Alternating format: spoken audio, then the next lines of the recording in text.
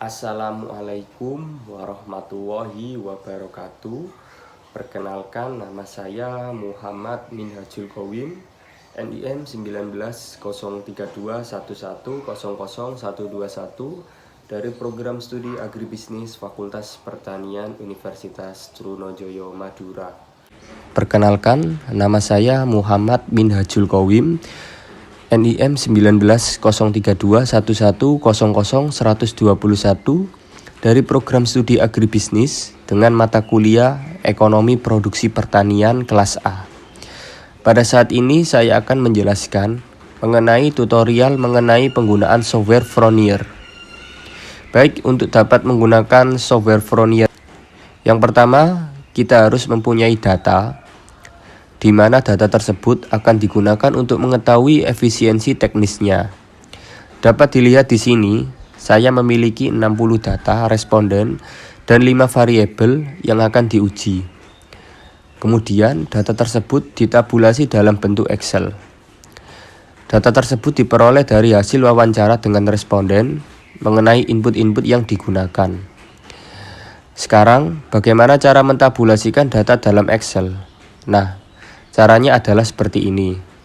Kolom yang pertama terdapat nama responden, jenis data, jumlah produksi, luas lahan, benih, tenaga kerja, pupuk, dan pupuk kandang.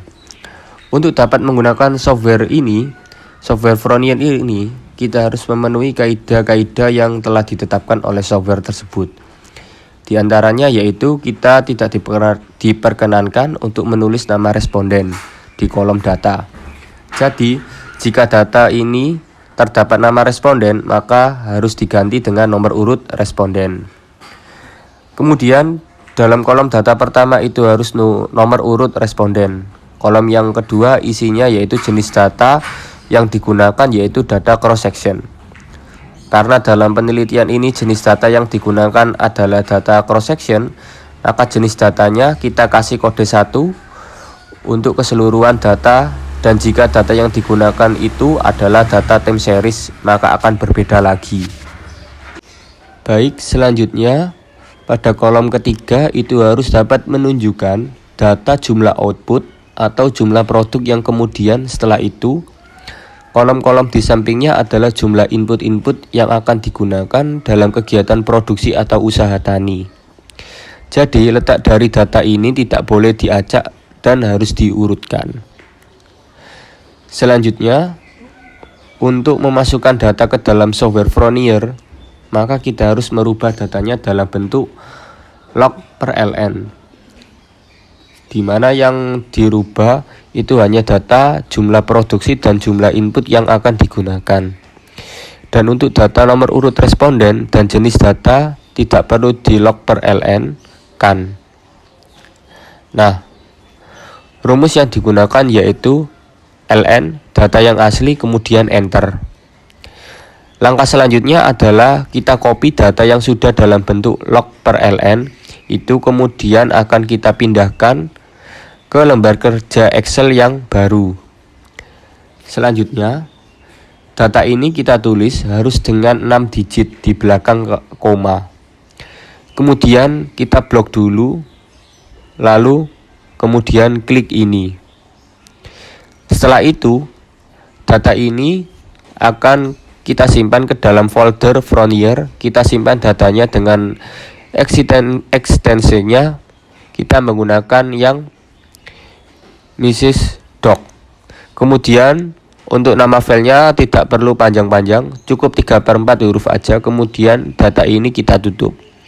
Setelah itu, kita membuka folder Fronier, kemudian kita cari file yang sudah kita save tadi, kemudian file tersebut harus kita rubah ekstensinya.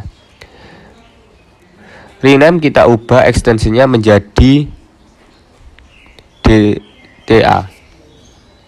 Oke, selanjutnya yaitu mengenai interpretasi dari hasil atau output fungsi produksi Fronier ini. Yang pertama yaitu hasil output fungsi produksi Fronier dari uji kode LR test, di mana nilai yang digunakan untuk melihat dari adanya kasus inefisiensi di lapang dengan hipotesis, maka H0 sama dengan tidak ada kasus inefisiensi di lapang. H1 sama dengan terdapat kasus inefisiensi yang ada di lapang dengan nilai kode PALM dengan tingkat kesalahan sebesar 5% adalah 5,138.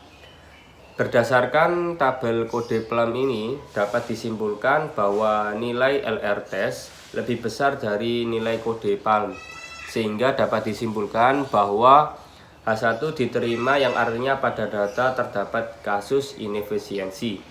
Baik, selanjutnya yaitu yang kedua, uji nilai pada gamma.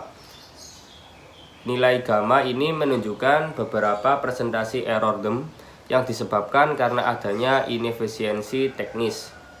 Selanjutnya nilai T-table dengan alfa 5% sebesar 2,004045. Jadi berdasarkan nilai yang ada, nilai T hitung sebesar 17,9 lebih besar T, tabel sebesar 2.004, yang artinya bahwa 94,93% error DEM disebabkan karena inefisiensi teknis, sedangkan 5,07% disebabkan karena adanya suatu resiko. Selanjutnya yaitu uji pengaruh masing-masing variabel. Pada beta nomor 1, jika dihitung dengan alfa 5% maka dapat dinyatakan signifikan.